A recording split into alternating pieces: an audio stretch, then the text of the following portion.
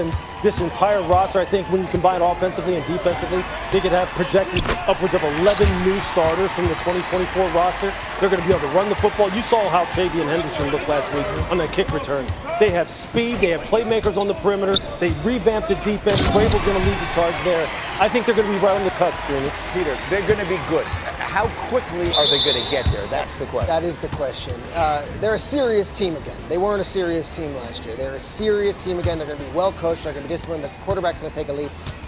It's a loaded AFC. I think a playoff spot is asking a lot. So this is not ridiculous in my favor because the best coach in the AFC East is Mike Vrabel, folks. You think so? I know so. All right. I got Aaron Glenn on line 2 here who would like to have a word with you, but we'll see. Okay, one more. I know so. Lewis, now this is the scary one. Yeah. If I said Matthew Stafford's back is going to keep the Rams out of the playoffs, is that ridiculous? It's not ridiculous at all. We started this conversation a couple weeks ago on this very show, and I think the conversation was, what was my concern level on a scale of 1 to 10, with 10 being the highest? And I said right away, this is 10. When you're talking about a back, it's a very, very slippery slope because you can't really look. I mean, how does that get better as time goes on? As a guy who plays the game the way he plays it, right on the edge, willing to sacrifice his body week after week, throw after throw, how does that get better? And he just had a throwing session Saturday, and the way Sean described it as far as how he felt coming back out at the beginning of the week, it was not good. And you know how upbeat Sean McVay is. He sounded like, hey, man, we're just kind of really trying to pull back. So how worried, I mean, that's the question. How worried should we be about this back? 2 weeks ago, I said 0 out of 10 concern. Last week, I said, 1 out of 10 concern. It's fair to be above 5 on this point because this is the toughest quarterback you will meet, and he wants to be out there, and he's not. And he's not playing a preseason. He's not practicing. He hasn't practiced with his offense yet in any sort of setting. They still tell me, hey, week 1's good, and Jimmy's lighting up the Cowboys in practice, and I don't hear about Jimmy. You're not going to the NFC Championship game or winning the Super Bowl with Jimmy. I just don't think that's the case. That's your backup. Stafford not practicing, to me, it would certainly concern me because of the toughness he has and because this was not the plan. I think by now they want it. So this is major because I picked the Los Angeles Rams to have the best record in the NFC this season. They only played 5 teams that made the playoffs last year, but if Matthew Stafford is injured, if he's hampered by his back week after week, that's not happening. Think about that now. You had a throwing session.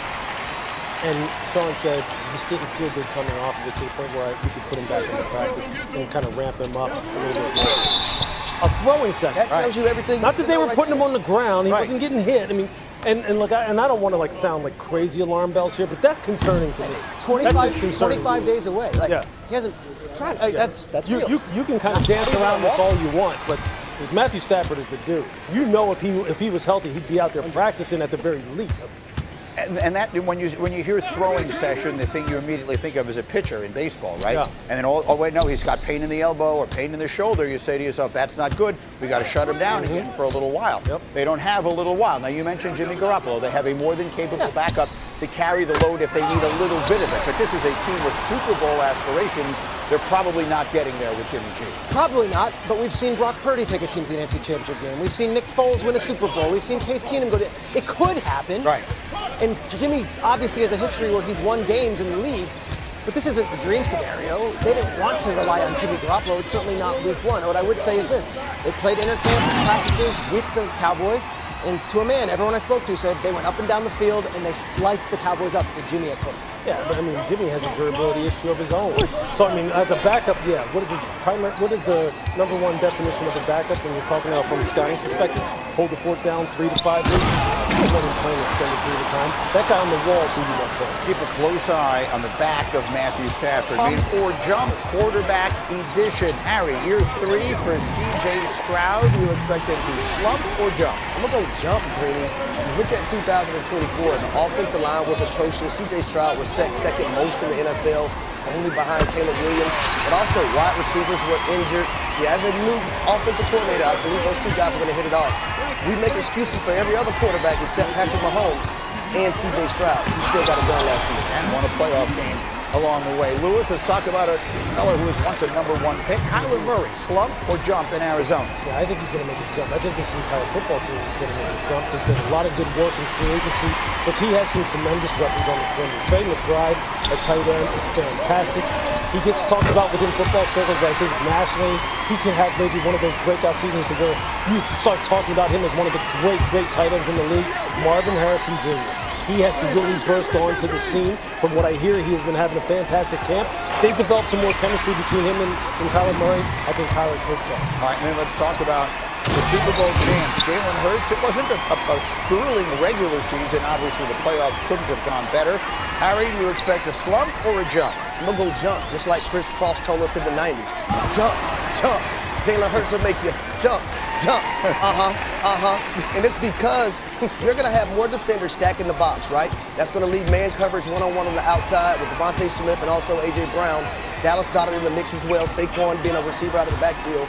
So I'm going to go jump. Let me give you the ultimate testament to how good and how determined Jalen Hurts has been. Kevin Patullo will be the offensive play caller for the Eagles this year. He'll be the 4th different offensive play caller that Jalen Hurts has had in his last 4 seasons. He's been the pass game coordinator each of those 4 years. So it's not like he's new to the building or new to the quarterback, but it's someone different calling the plays, and it has been that for him basically going all the way back to college. And if you listen to people who know what they're talking about, like Peyton Manning, they are very high on Jalen Hurts. He's played so well in both those Super Bowls, but I like the way he goes about it. He calls me a lot. It asks me lots of questions. They actually run a lot of plays that we used to run, Sirianni to Frank Wright to Tom Moore, sort of that chain. And he calls me with very specific questions about certain plays. So he's a student of the game. You know, as another example, you think, he squats 600 pounds. He can, run over guys. He can throw it a mile. But his appreciation of the cerebral part of the game is what's impressive to me, and how he's taken his game to the next level. And I think the sky's the limit for this guy. Have you ever met a more intense, serious human being than Jalen? No. It's almost intimidating when you're in the room with him. All right, so it's an interesting conversation with Peyton Manning and Chris Collinsworth about the young dynamic quarterback. And now we know the football season is here because Sal Paolantonio is live on Get Up. The Eagles and the Browns are having joint practices, and Sal's going to cover both sides of them for us today. Sal, let's start there with the team you know so well. But Jalen Hurts, we've talked about all the coaching turnover, obviously winning the Super Bowl MVP. How is he adjusting in year 1 with Kevin Patullo? Well, Kevin Patullo is, as you mentioned, the 4th play caller in Jalen Hurts' ear in 4 years. If you go back to 6 years, it's the 6th play caller in his ear in 6 years, Greeny, and he's always had to adjust. But let me rephrase the question for you. It's really up to Kevin Patullo to adjust to Jalen Hurts, the Super Bowl MVP. And as you heard Peyton Manning just talk about, the fact that operationally, when you see Jalen Hurts up at the line of scrimmage, his ability to check with me, change the play, get out of bad plays and into good ones, with Cam Jurgens and with his run coordinator, Jeff Stoutland, is amazing and was very evident during the Super Bowl. The 2 things that are evident in training camp is they want to be better in timing, going from huddle to the line of scrimmage. Not Chip Kelly fast, but faster and a little more consistency in the passing game.